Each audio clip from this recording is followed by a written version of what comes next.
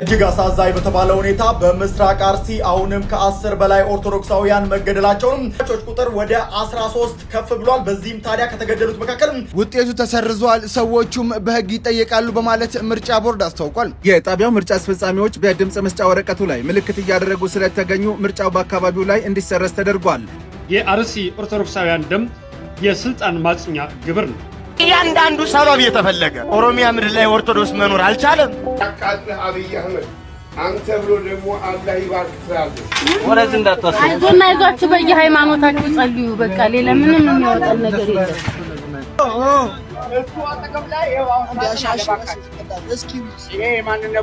መንጃ ፍቃድ ድጋሚ ተፈትናችሁ አውጡ ተብሏል። ፒኤችዲ ያላቸውም ድጋሚ ተምሮ ይፈተኑ፣ የምንጠራጠረው ሰው አለ ብሏል።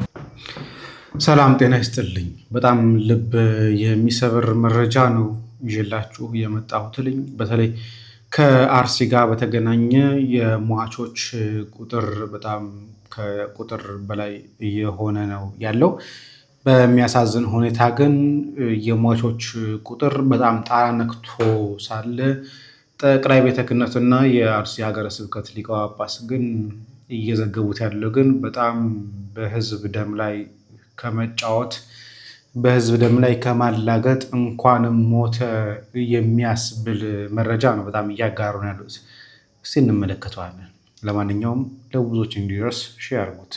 እጅግ አሳዛኝ በተባለ ሁኔታ በምስራቅ አርሲ አሁንም ከ10 በላይ ኦርቶዶክሳውያን መገደላቸውን በዚህ ሰዓት የወጡ መረጃዎች እያሳዩ ይገኛሉ። ኦርቶዶክሳውያን መገደል ብቻ አይደለም፣ ከ100 ዓመት በላይ ያስቆጠረ የቅዱስ ገብርኤል ቤተክርስቲያን ሙሉ በሙሉ ወድሟል።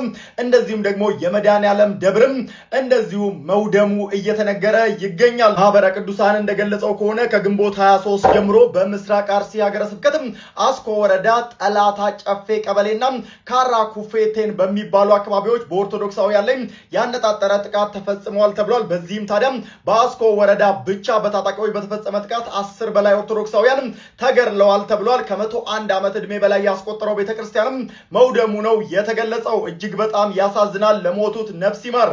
በምስራቅ አርሲ ዛሬም የተገደሉትን ምዕመናን ስም ዝርዝር ልንገራችሁ። ሁላችሁም ይህንን መረጃ 5 ጊዜ ኮፒ ሊንክ አድርጉትም። እጅግ በሚያሳዝን ሁኔታ አሁን ላይ ከ10 ወደ 13 የሚጠጉ ምዕመናን ሌሊቱን ተገድለው አድረዋል። ዝርዝራቸውን ልንገራችሁ። የአርሲና የሶማሌ ክልል ጅጅጋ አህጉረ ስብከት ሊቀ ጳጳስ የሆኑት ብፁዕ አቡነ ኤልሳኤ እንደገለጹት ከሆነ የሟቾች ቁጥር ወደ 13 ከፍ ብሏል። በዚህም ታዲያ ከተገደሉት መካከል አንደኛ አቶ ደምረው አበራ የተባሉ የ70 ዓመት እንደዚሁም ከፈለኝ ልክ የለው የተባሉ የ56 ዓመት፣ ኃይሉ ንጉሴ የ70 ዓመት፣ እሸቴ ዳመነ የ42 ዓመት፣ አበባየው ዳኘ የ42 ዓመት፣ ሰሙ አባይነ የ70 ዓመት እንደዚሁም አንድ ሚሊሻ ከዚህ ባለፈም አማረ አባይነ የ80 ዓመት፣ ተሬ ደሴ የ25 ዓመት ወጣት እንደዚሁም ወጣት ገነነ ጥላሁን፣ ሙርቴሳ ጥላሁን፣ አቶ ንጉሱ ማንደፍሮ ከዚህ ባለፈም 13ኛ ላይ አቶ በቀለ ኃይለ ሚካኤልም እነዚህ ሰዎች እንግዲህ ሌሊቱን ተገድለዋል። አቡነ ኤልሳ እንደገለጹት ከሆነም ታዲያ ቤተክርስቲያናት ወድመዋል፣ ቤተክርስቲያናትም ተቃጥለዋል።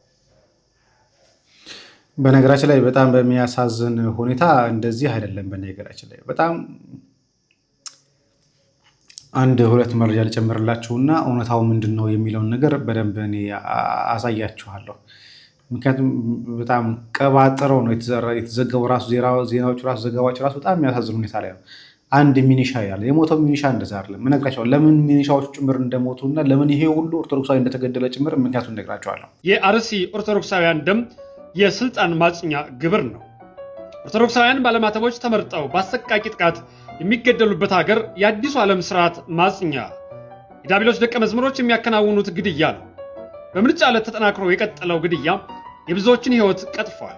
ታሪካዊ ቤተ ክርስቲያናትን በእሳት ያወደመ መቆሚያ የሌለው ክስተት ሆኖ ቀጥሏል። በምስራቅ አርሲ ሀገረ ስብከት በአሰኮና በሽርካ ወረዳዎች በንጹሃን ኦርቶዶክሳውያን ላይ ያነጣጠረ እጅግ አሳዛኝና አረመኔያዊ የሆነ ጥቃት ተፈጽሟል። ይህ የተለመደው ግድያ ተጠናክሮ መቀጠሉ ለምን ይሆን ብለን ብንጠይቅ መልሱ አንድ ነው።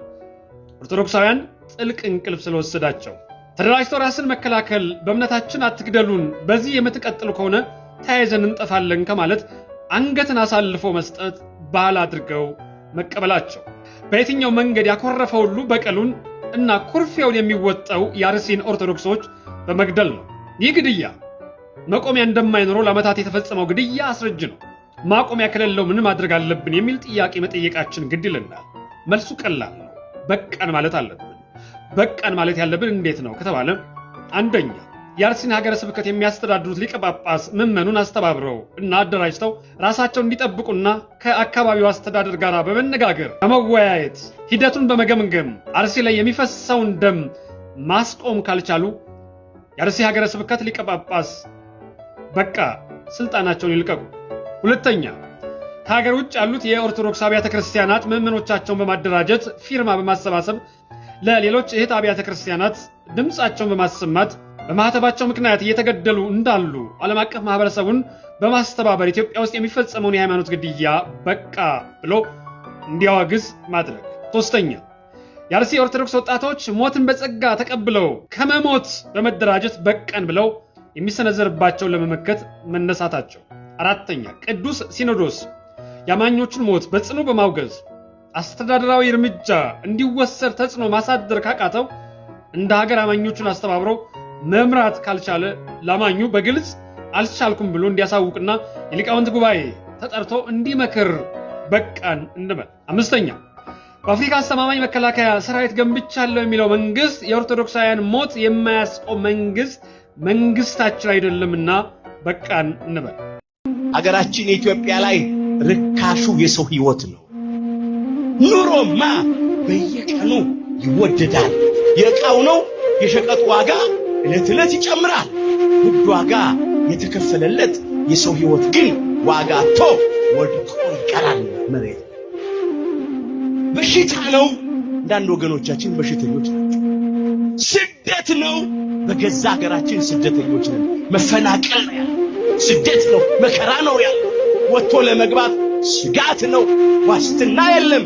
ምን ነግራችሁ ከከተማ ወጥቶ እኮ ተመልሶ ለመምጣት ዛሬ በጣም አስጨናቂ እኮ ነው። ብዙ ወገኖቻችን ያልፍልናል ብለው በነገር ላይ አልፎባቸዋል። ወይ በድንበር ጠባቂዎች ይገደላሉ፣ ወይም በባህር ውስጥ በጀልባ ተሳፍሮ ሲሄዱ ይሰጥማሉ፣ ወይም በኮንቴይነር ታጭቀው ሲሄዱ ታፍነው። አልበዛም በደሉ? አልበዛም ወይ? ቀንበሩ ከበደን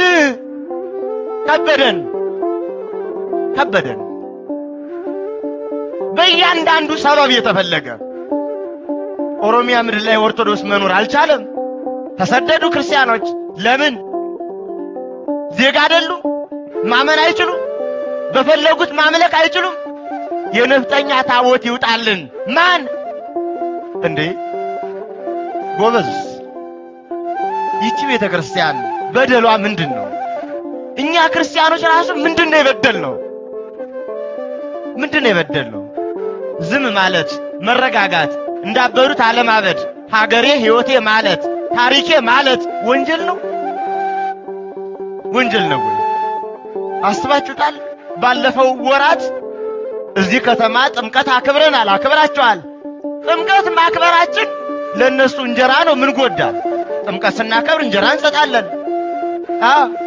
ኦርቶዶክስ ባትኖር ስንት መስሪያ ቤት ይዘጋል። ሰው እንጀራውን ይጣላል። እንጀራውን የሚበላውን ሰው ይደፋል ወይ? እኛ እየሆነብን ያለው እንጀራ እናቀርባለን፣ ይጠሉናል። እኛ ማንንም ክፉ ይሁን አንልም። እንተና ተቀይሮ እንተና ይምጣም አይደለም ጉዳያችን። ኦርቶዶክሶች ዜጋ ናቸው ወይ? እንደ ሰው የመምራት ጥበብ አቅም አላቸው ወይ? በትምህርት የሚያዳክሙን የኛ ኦርቶዶክስ አይማርም። ሲፈተን ይወድቃል፣ ይጣላል። ይሄ እኮ በጣም በደል ነው ጎበዝ። ይሄ እኮ ማሰብ ይጠይቃል። እንዴ ማሰብ ይጠይቃል እኮ። ኦርቶዶክስ ሆነን እንዴት እንቀጥላለን እንዴ? ምን አገናኘው? መጾም መጸለይ ነው። እንጾማለን፣ እንጸልያለን፣ ንስሐም እንገባለን፣ እንቆርባለን። ግን መብታችን ደግሞ ሊነካ አይገባም። ይሰው አይደለም። ቅድስት ቤተክርስቲያን ትናንት በነበራት ህይወት ቅድም ሰምታችኋል። አዲሲቷ ኢትዮጵያ የሚሉን የትኛው አዲስ? እኛ ምን መሄድ ወደ ምርጫ ጉዳይ ከመግባታችን በፊት ምንድን ነው የተፈጠረው የሚለውን ነገር መሰረት ሚዲያ የዘገበውን ነገር እያነበባችሁ እኔ ሀሳብ ላጋራ። አርሲ ላይ ትናንትና ወዲያ ከ23 ጀምሮ ነው ይሄ ነገር እየተፈጸመ የነበረው። ምንድነው የተፈጠረው? መጀመሪያ ይህንን የማስገደል በሩን የከፈቱት የመንግስት አካላት ናቸው፣ አውቀው ይሁን ሳያውቁት። በተለይ ሚኒሻ የተባለው ህብረት ወይ ደግሞ የሰፈር ኮሚቴ የመሰለ ወታደር አለ። ክፍተቱን የፈጠሩት እነሱ ናቸው። በጫካ ውስጥ የሚኖሩ በተለይ አርሲ አካባቢ ላይ በተለያየ ቦታ ጫካ ውስጥ የሚኖሩ ነበሩ። ለብዙ ዓመት ታግለዋቸው ከተማውን እንዳይቃጠል እንዳይጠቃ ማህበረሰቡ ሲከላከል ነበር። ታዲያ በ23 ወደ ጠዋት አካባቢ ላይ ያደረጉት ነገር ምንድነው? በቃ እኛ እጅ እንሰጣለን ብለው ከሚኒሻ ጋር ይነጋገራሉ። ታዲያ ከሚኒሻ ጋር ከተነጋገሩ በኋላ ሚኒሻ ወደ ከተማው ወደ ህዝቡ ይመጣና የሸኔ ሰራዊት በዚህ ጋር ሊያልፍ ነው፣ እጁን ለመንግስት ሊሰጥ ስለሆነ ማንም ሰው ከቤት እንዳይወጣ፣ ማንም ሰው ደግሞ እንዳይተኩስባቸው፣ መሳሪያም እንዳትይዙ ብሎ ይነግራቸዋል። ይህንን ያለው ይኸው የመንግስት ታጣቂ ቡድን ነው። ህዝቡ እንዳይተኩስ፣ ህዝቡ መሳሪያ ይዞ እንዳይወጣ፣ ህዝቡ በየቤቱ እንዲቀመጥ፣ ከዛ በኋላ እነኚህ የሸኔ አካላት እጃቸው ሊሰጡ ስለሆነ ወደ ፖሊስ ጣቢያ ልንወስዳቸው ነው እና ባላችሁበት ተቀመጡ ይላቸዋል። ታዲያ እነኚህ ሸኔ አካላትም ህዝቡ እንዳልወጣ፣ ህዝቡ መሳሪያ እንዳልያዘ ሲያዩ ወዲያውኑ መደዋወል ይጀምራሉ።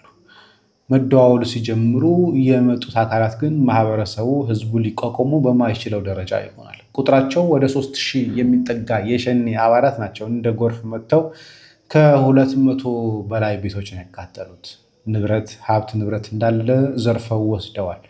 እሱም ብቻ አይደለም፣ እስካሁን ድረስ በሬሳ የተገኘ 49 ነው። መሰረት ሚዲያ እንዳጋራ ከሆነ ከ280 በላይ ህዝብ የት እንዳለ አይታወቅም። ስልካቸው አይሰራም፣ የት እንዳለ አይታወቅም። ከቤተሰብ ጋርም አልተገናኘም። እንደውም መሞታቸው ጥቂት ጊዜ እንጂ ሊታወቅ የሚችል 49 ሬሳቸው ያልተገኘ፣ 280 ግን ደብዛቸው የጠፋ የት እንዳለ ያልታወቁ ናቸው። ምናልባት ታፍነው ተወስደው ሊሆን ይችላል፣ አሊያም ደግሞ በተለያየ ምክንያት ከቤቱ ጋር ተቃጥለው ሊሆን ይችላል፣ አሊያም ደግሞ የት እንዳሉ አልታወቀም። ጫካ ውስጥ ገድለዋቸውም ሊሆን ይችላል። ስለዚህ ቁጥሩ ከ300 በላይም ሊሆን ይችላል። እስካሁን ድረስ ግን ሬሳቸው የተገኘው ይሄ ብቻ ነው። ታዲያ በጣም የሚያሳዝነውን ነገር ላሳያችሁ። የአርሲ ሊቀ ጳጳስ ሀገረ ስብከት የጻፈው ደብዳቤ በጣም ልብ ይሰብራል። ይህ ደብዳቤ የአባ ኤልያስ ኤልሳ የጻፉት ነው። የኢትዮጵያ ኦርቶዶክስ ተዋሕዶ ቤተክርስቲያን የአርሲና የሶማሌ ክልል ጅጅጋ አህጉረ ስብከት ሊቀ ጳጳስ ይላል። እንደምታዩት በ25 የተጻፈ ነው፣ በዛሬ ማለት ነው። ሀገረ ስብከታችን የሚገኙ ወረዳዎች የደረሰው ሞትና ንብረት ውድመትን ለማሳወቅን ይመለከታል ይልና አንድ ቁጥር ላይ 101 ዓመት የሞላው ቤተክርስቲያን ጠዋት የዘገብኩላችሁ 101 ዓመት የሞላው ቤተክርስቲያን መቃጠሉ ነው። ሁለተኛ ላይ የሚያሳዝነው እሱ ነው። በጠለታ ቅዱስ ገብርኤል አጥቢያ ነዋሪ የሆኑ 9 ኦርቶዶክሳውያን ህይወታቸው በአሰቃቂ ሁኔታ አልፏል። የተገደለው ወደ 49 የሚጠጋ፣ የተዘገበው ግን እንደምታዩት ሊቀ ጳጳሱ የተዘገቡት 9 ብሎ ዘገቡት። 40 ምናምኑ ገደል ገብተዋል። ወይ ደግሞ እንደ አቡነ ያሬድ ኦርቶዶክስ ላይሆኑ ይችላሉ ቢሉ ደግሞ አንድ ነገር ነበር። ከ280 በላይ አባወራዎች አካባቢያቸውን ለቀው ተሰደዋል ይላል። ነገር ግን ከ200 በላይ ሰዎች ግን የት እንዳሉ ጭምር ደግሞ አልታወቅም። ይሞቱ ይኖሩ አይታወቅም። አንዱ ከገዳያችን በላይ የሚያደማን ቤተ ክህነት ውስጥ ቁጭ ብለው የኦርቶዶክሳውያን ሞት ላይ የሚሳለቁ ናቸው። ጠዋት እንኳን እኔ በዘገብኩላችሁ ዘገባ እንኳን ከ37 በላይ ኦርቶዶክሳውያን ተገድለው ነበር። እንግዲህ እኔ ከዘገብኩ ዜና በኋላ የተጻፈ ደብዳቤ ነው። ግን ይህ ደብዳቤ የሚለው ግን 9 ኦርቶዶክሳውያን ተገደሉ። ጠዋት የነበረው ዘገባ 37 ነበር። ይህ ማለት አዳሩ 37 ሰው ሞቶ ነበር። ዛሬ መሰረት ሚዲያ ባጣራው መሰረት ደግሞ 47 ወይ 49 አካባቢ ደርሰዋል። ግን አቡነ ኤልሳ ግን ያሉት ምንድነው? 9 ኦርቶዶክሳውያን ሞቱ። ከሸኔው በላይ በቤተ ክርስቲያን ብር ተንፈላሰው የሚኖሩ ኦርቶዶክሳውያን እያስገደሉ ያሉት እንዲህ አይነት ሰዎች ናቸው። ለዛውም ህዝቡን እርዱ ብለው አካውንት በየጊዜው የሚለጥፉ ኢኦቲሲን የመሳሰሉ ቴሌቪዥኖች የሚዘግቡት ሚዲያ በጣም የሚያስቅ ሚዲያ፣ የሚዘግቡት ዘገባ በጣም ያስቃል። ሰቆቃቸውን ለመናገር ትንፍሽ አይሉ።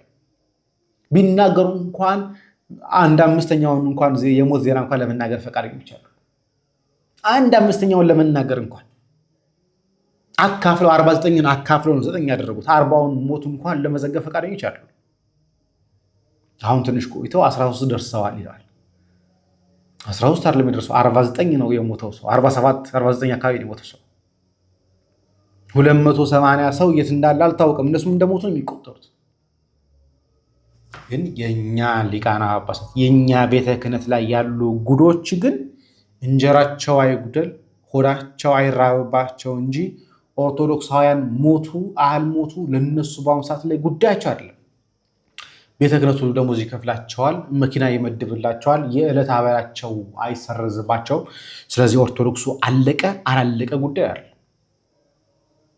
ከመንግስት በላይ ሞታችን የሚደባብቀው ጠቅላይ ቤተ ክህነት ያሉ አካላት ናቸው። ጠቅላይ ቤተ ክህነት ያሉ ናቸው የኦርቶዶክሳውያን ድምፅን የሚያፍኑት። የኦርቶዶክሳውያን ጩኸት በቃ ልጆቻችን አይገደሉ ማለት የሚችሉት እነሱ ነበሩ። ግን ጉዳያቸው አይደለም፣ ምንም አይመለከታቸው። እነኚህን ይዘን የአርሲ ኦርቶዶክሳውያን በህይወት ይቀጥላሉ ከዚህ በኋላ በሰላም ይኖራሉ ብሎ ማሰብ ከባድ።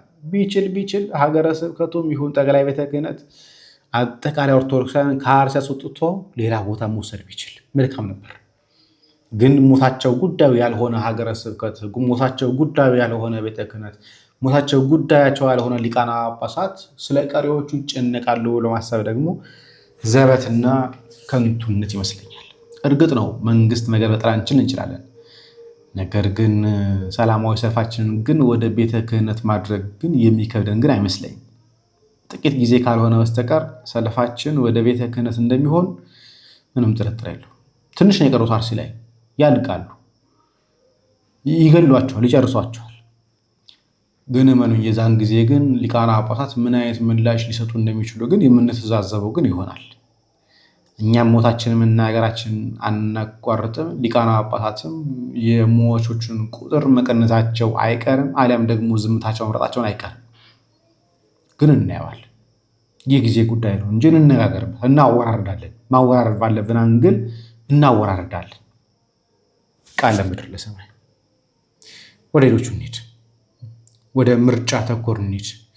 ዜና የዘገብናቸው ነገሮች የተወሰነ መጠን ፍሬ እያፈሩ ያሉ መሰለኝ። በተለይ ተሰርቀዋል የተባሉ የምርጫ ጣቢያዎችን በቪዲዮ አጋርተን ነበር። ቤታቸው ውስጥ ምርጫ እየቃሙ ሲያጨረብሩ የነበሩ። ታዲያ ከነዛ መካከል ላይ አንደኛው የምርጫ ጣቢያ ተሰርዟል። ውጤቱ ተሰርዟል፣ ሰዎቹም በህግ ይጠየቃሉ በማለት ምርጫ ቦርድ አስታውቋል። በቡርጂ ምርጫ ጣቢያ አስፈጻሚዎች ራሳቸው በምርጫ ጣቢያ በድምፅ መስጫ ወረቀት ላይ ምልክት እያደረጉ ድምፅ ሲሰጡ ስለተገኙ የምርጫ ጣቢያው ሙሉ በሙሉ እንዲዘጋ ቦርዱ ወስኖ ዘግቶታል። ታዲያ ይህንን ድርጊት የፈጸሙ አስፈጻሚዎች ላይ ህጋዊ እርምጃ እንደሚወሰድ የብሔራዊ ምርጫ ቦርድ ዋና ሰብሳቢ ወይዘሮ ሜላተወርቅ ኃይሉ አስታውቀዋል። እሱ ብቻ እኮ አይደለም፣ በነገራችን ላይ ሌላ ቦታም እኮ እንደዚህ ሆነ እኮ ሌላ ቦታም እንደዚህ ሆኑ። ሶማሌ ክልሉን ለምን ዘነጋችሁት? ምክንያቱም ሶማሌ ክልል ላይም ተመሳሳይ ጉዳይ ሲፈጸም ነበር። ግን ማን አባከና አላችሁ? ማንም። ለምንድን ነው ሶማሌ ክልል ያለው ማትናገሩትና ማሰረዙት? ለምንድን ነው? ይሄ ቪዲዮ ማለት ነው። ከምርጫ ጣቢያው ያልተጠበቀ ነገር ተሰምቷል። ይህ ያልተጠበቀ ነገር የተሰማበት የቡርጅ ምርጫ ጣቢያ ነው። የጣቢያው ምርጫ አስፈጻሚዎች በድምፅ መስጫ ወረቀቱ ላይ ምልክት እያደረጉ ስለተገኙ ምርጫው በአካባቢው ላይ እንዲሰረዝ ተደርጓል። ይህንን ያደረጉትም ይጠየቃሉ ሲሉ የኢትዮጵያ ብሔራዊ ምርጫ ቦርድ ዋና ሰብሳቢ ወይዘሮ መላትወርቅ ኃይሉ ገልጸዋል። 7ኛው ሀገር አቀፍ ምርጫ በትናንትናው ዕለት እስከ ሌሊቱ 7 ሰዓት ድረስ መካሄዱም ታውቋል። በቻናሉ ላይ ቀጣይ የሚወጡት መረጃዎች ለማግኘት የፕላስ ምልክቷን እየተጫናችሁ ቤተሰብ ሁኑ። አመሰግናለሁ። በቪዲዮ በመረጃ ስላጋራ ነው ይሄ ሁሉ ጩኸት ተፈጥሮ አንዱን ሰረዙ። ይህ በሚዲያ ተቀርጾ ስለወጣ ደግሞ አስቡት። እንዲህ በምርጫ መልክ ተቀምጠው ካሜራ ሳይቀረጽ በድብቅ ምርጫ የተካሄደባቸውን ዞኖችና ወረዳዎች ደግሞ ቀበሌዎችን ማሰብ ቀላል ነው ብዬ አስባለሁ። እንደ አብነት ያህል ይሄን አነሳን እንጂ ሌሎች ያልተቀረጹ ወደ ሚዲያ ያልወጡ ያልተለቀቁም ደግሞ እንደሚኖሩ ጥርጥር የለውም።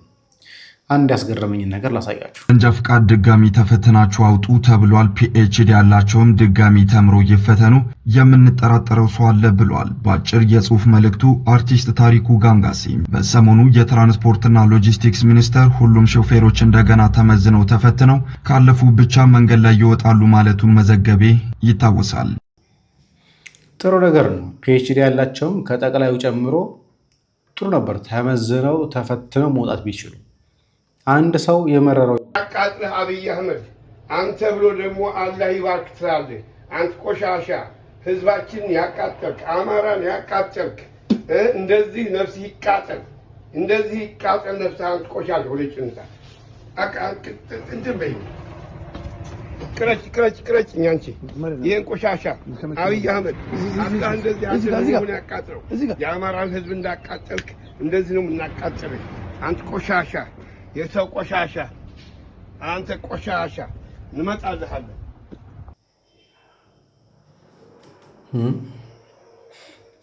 ሌላኛው ደግሞ ይሄ ነው።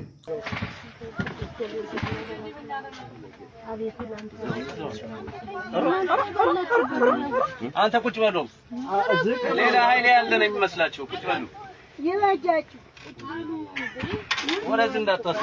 አይዟችሁ በየሃይማኖታችሁ ጸልዩ። በቃ ሌላ ምንም የሚያወጣን ነገር የለም። በቃ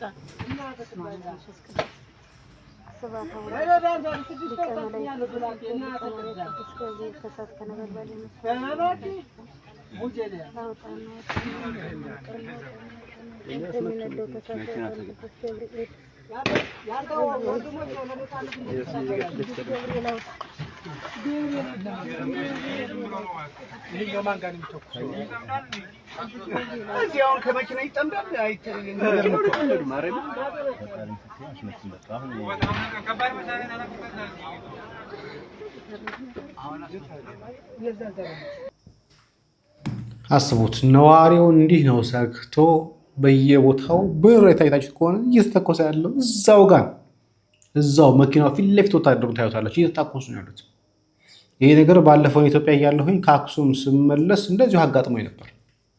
ቀን ሙሉ ጠዋት 1 ሰዓት ከምናምን የደረስን ማታ 12 ሰዓት ነው ከዛ በኋላ የተንቀሳቀስ ከባድ መሳሪያ ሲተኮስ። ይሄ ሁሉ በየመንገዱ በየቦታው እንዲህ የሚሆን ከሆነ ኢትዮጵያ ሰላም ነች፣ ኢትዮጵያ በልጽጋለች፣ ኢትዮጵያ ወደ ሌላ እርምጃ እየተራመደች ነው ብሎ ማሰብ ቅዠት ይመስለኛል። ተመልከቱ ይሄን ደግሞ አስመራጭ ይሄ ቀስቀስ ምድር አመላካች ነበር። እሱ አጠገብ ላይ ይሄው አሁን ይሄ የማንነት ጉዳይ ላይ የሚሸናሰው አሉት። ይሄው እንደዚህ ሳጥን ነው አይታችኋል አይደል? ይሄ ምንም ቀላል ነው። ይሄው እዚህ መደዳ ላይ አቶ ጀማል አማሮ ላይ ይሄው ሳጥን አለ። አያችሁ አይደል? ይሄው ሰውዬ አጠገብ ላይ ይሄው እቺ ሴትዮ አጠገብ ላይ ይሄው እዚህ ጋር 5 ሰዎች እነዚህ ናቸው አይደል? 5ቱም ስንዴ ይታያል አይታይም? ይታያል። 5ቱ ሳጥኖች የሉም። አሁን እዚህ ጋር ይታያሉ። ሌላን አይመለከተንም ማለት ነው። ተቀላቅሎም ስለሚመጣ ወረቀት ደግሞ አንድ የሚመጣው አትብር ግዥ ነው። ያላወቀ ሰው ካለ አሳውቀኝ፣ አከለ ሊያሳየኝ ይገባል ማለት ትችላላችሁ። ምንም ግር የሚል ነገር አለ። ይሄ ግን የማንነት ጉዳይ ነው። ይሄ እዚህ ጉዳይ እንደዚህ አይነት አንድ ይሰጣችኋል። እንደዚህ አይነት ይሄን ሰውዬ አይታችኋል። ይሄን አንድ ይሰጣል። አንድ ላይ ይሄ የህዝብ ተወካይ መለሰ ነው። ሰማችሁ? መምረጥ ያለባችሁ 5 ሰዎች ነው። 5ቱም ስንዴ ያለባችሁ። ከዛ ውጭ ያሉት አይመለከተንም። ከዛ ውጭ ያለው አይመለከተንም። ይህ የህልውና ጉዳይ ነው። ስለዚህ መምረጥ ያለባችሁ ብልጽግና ነው። አስተባባሪ ነው እንደዚህ የሚለው። ሌላው አይመለከታቸውም። ስንዴ ያለበት እንትኑ ምርጫ ሲመጣ ካርዱ ሲመጣ የተደበላለቀ ሊሆን ይችላል። ስለዚህ ስንዴ ያለበት መርጣችሁ ምረጡ። አይ ጉዴ! ፓስተሩ ምላሽ ሰጥተዋል። ትናንትና ለንደን ላይ ሲያጫንቁት የነበሩት የለንደን ፋኖች ምላሽ ደስጥ ብሏል። ሰላም ለእናንተ ይሁን፣ የእግዚአብሔር ቤተሰብና በምድር ሁሉ ለምትኖሩ ሁሉ የተወደዳችሁ ቅዱሳን የእግዚአብሔር ቤተሰቦች ሰላም ለእናንተ ይሁን። ትናንትና በሶሻል ሚዲያ ከእንግሊዝ ሀገር በተቀረጸው እንዲሁም ከተለያዩ ዓለማት ይህንን ተመልክታችሁ ለምታንሸራሽሩ እንዲሁም በዚህ ጉዳይ ግራ ለተጋባችሁ ሁሉ ተጨንቃችሁም ለደወላችሁልኝ ወንድምና እህቶቼ እኔ ሰላም ነኝ። የተለቀቀው መልእክት እንዲሁም በኢትዮ ፎረም ከዚህ ቀደም የተነገረው መልእክት ነበረ። ይህንን እኔን በተመለከተ ተጨባጭ ማስረጃ የሌለውና ከእውነት የራቀ እኔ የሚመለከትም ነገር የለም። ስለዚህም እኔ ከመንግስት የትኛውም በቡልጋሪያ አካባቢ የተደረገልኝ የመሬት ችሮታና የገንዘብ ድርጎ አልተሰጠኝም። እኔ የተጠራሁበት ወይም እንዳገለግል ተብዬ የተጠራሁት የእግዚአብሔር መንግስትና የእግዚአብሔርን ሕዝብ ብቻ ነው። ነገር ግን እነኚህ ወንድሞቼ በአገረ እንግሊዝ የሚኖሩ በነጻነት የመናገር መብታቸውን ተጠቅመው አነጋግረው ነበር። በዚህ ባነጋገሩኝ ጊዜ ለዚያም መልስ ሰጥቻቸዋለሁ። የፈቀዱትን ያህል ሰምተውኛል። ሙሉ ሐሳቡን ከፈለጋችሁ በዚህ ሊንኩ የሰጠሁትን ሙሉ ሐሳቤን ማየት ትችላላችሁ። ከዚህ በታች እሰጣችኋለሁና በነገራችን ላይ ይህንን ላደረጉም መስሏቸውም ላወሩም ላተናገሩ ማንም ይሁን ማን ሁሉን ወገኖቼ በጌታ ፍቅር እወዳቸዋለሁ። ያው ዳኒ ነኝ። አምላክ ኢትዮጵያን ይባርካት ሁላችሁንም። ለማንኛውም ማንንም ወድሻለሁ ባይልሽ በመድር ላይ እኔ ዳኒ ወድሻለሁ ከአምላክ የተሰጠው ማንም ወድሃለሁ ባይለ እኔ ምንድነው መጨረሻ ላይ ቀባጠራት ነገር ምንድነች? ወድሻለሁ ወድሃለሁ እያለ ሙድ የሚይዘው ምንድነው? አስፈራርተውታል፣ በጣም አስቦክተውታል መሰለኝ። በጣም ድምፁም ሰለለ። እንደ ፓስተር በኃይል እና በፓወር በቃላት አይደለም የሚተናገረው። ሽምቅቅ ብሎ ቀስ ብሎ እኔ ምናምን እያለ የሆነ ሆኖ ዛሬ ተናድጃለሁ፣ ዛሬ ተበሳጭቻለሁ። እውነት ለመናገር በብዙ ምክንያት ተስፋ እንድንቆርጥ እያደረጉን ያሉት ቤተ ክህነት ውስጥ ያሉ ሰዎች ከመላችሁ በላይ። በነገራችን ላይ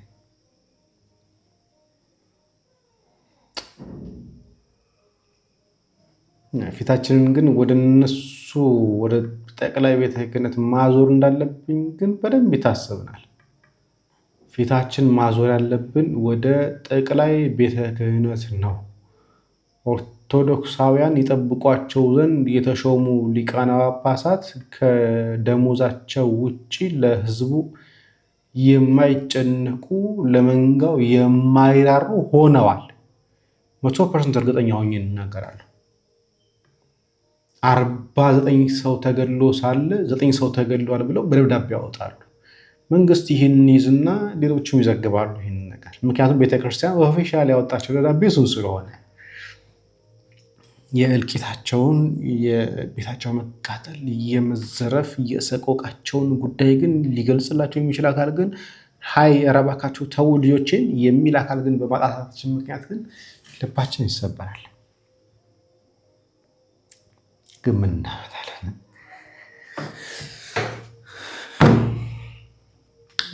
አንድ ቀን እናዋርዳለን። ቸር ቆዩ።